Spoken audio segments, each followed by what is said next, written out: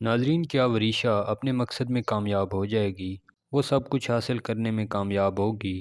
جو کہ اس کا حق تھا؟ ڈرامہ آفت کی اگلی قسط زبردست ہونے جا رہی ہے، تو ویڈیو میں آگے بڑھنے سے پہلے آپ سے ریکویسٹ ہے، اگر آپ ہمارے چینل پر نئے ہیں اور ابھی تک ہمارے چینل کو سبسکرائب نہیں کیا تو چینل کو سبسکرائب کرتے جائیں۔ آفت کی اگلی قسط میں ہم دیکھیں گے کہ وریشا، جو کہ یہ سب کچھ سمجھ رہی ہوتی ہے کہ اس کے تایا تائی نے اس کے ماں باپ کو جان بوجھ کر گھر سے نکالا، وہ ان کا حق دبا کر بیٹھے ہیں اور ساری جائیداد پانے کے لیے انہوں نے یہ سب کچھ کیا، اور وہ اپنے باپ کا قاتل بھی اپنے تایا تائی کو سمجھ رہے ہوتے ہیں۔ اور محمود اور اس کی ماں نے اس کا ذہن اتنا زیادہ بھر دیا تھا کہ وہ اپنی دادی اور تایا تائی کے خلاف ہو چکی تھی، لیکن وہ یہ پریٹینڈ کر رہی تھی کہ وہ ان سے بہت زیادہ پیار کرتی ہے اور وہ اپنی دادی کے پیار میں ہی ان کے پاس رہنے آ گئی ہے۔ حقیقت اس کے برعکس تھی، وہ یہ چاہ رہی تھی کہ اس کے باپ کا تمام تر حصہ جو کہ اس کے تایا اور تائی کے پاس ہے اور وہاج کے پاس جو سب کچھ بھی ہے وہ سب وہ واپس لے لے،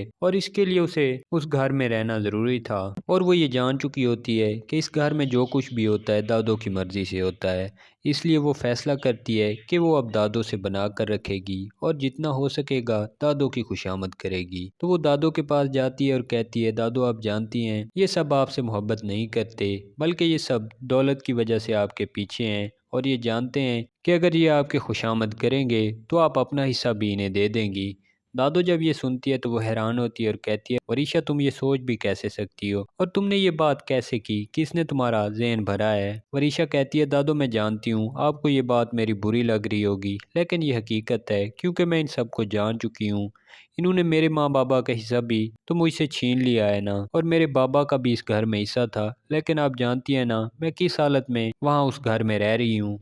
تو اس کی دادو کہتی ہے، اس سب میں تمہاری ماں کا قصور ہے، اس نے تمہارے باپ کو چھوڑا تھا اور اس ذلیل شخص کے ساتھ اس نے جا کر نکاح کر لیا، تو اس میں تمہارے باپ کا بھی کوئی قصور نہیں، اور نہ اس گھر والے اس میں قصوروار ہیں، یہ سب تو تم سے بہت زیادہ محبت کرتے ہیں، ان کے بارے میں ایسا کیسے سوچ سکتی ہو؟ وریشا کہتی ہے، نہیں دادو، اس میں کوئی سچائی نہیں، بلکہ یہ سب کچھ دولت کی وجہ سے کر رہے ہیں، اور آپ جانتی ہیں نا وہاج کتنا ضدی ہے، اور وہ تو مجھ سے بچپن سے ہی نفرت کرتا ہے۔ میں بچپن سے اسے دیکھتی آ رہی ہوں، جب بھی وہ شفا اور میرے ساتھ کھیل رہا ہوتا ہے تو وہ ہمیشہ شفا کو مجھ پر فوقیت دیتا ہے، اور بچپن میں بھی وہ میرے کھلونے چھین کر شفا کو دے دیتا تھا، اور مجھے یہ بالکل بھی اچھا نہیں لگتا تھا، لیکن اب مجھے سمجھ آیا کہ وہ ایسا کیوں کرتا تھا، کیونکہ وہ چاہتا تھا کہ میں آپ سب کی زندگی سے نکل جاؤں اور وہ اس گھر میں اور اس پوری دولت پہ راج کر سکے۔ دادی جب یہ سنتی ہے تو حیران ہوتی ہے کہ آخر کس نے اس کے ذہن میں یہ سب کچھ بھر دیا ہے اور یہ ایسی باتیں کیوں کر رہی ہے، لیکن وہ خاموش ہو جاتی ہے اور کہتی ہے،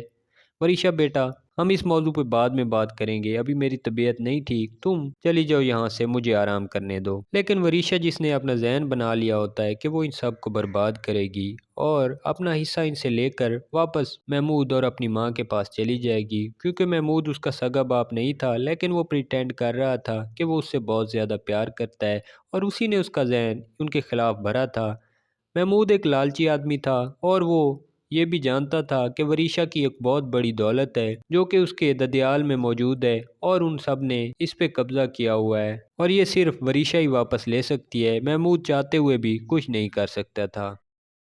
امید کرتے ہیں آپ کو آج کی ہماری ویڈیو اچھی لگی ہوگی۔ اگر ویڈیو اچھی لگی ہے تو لائک کرتے جائیں، اور چینل پر نئے ہیں تو چینل کو سبسکرائب کر دیں۔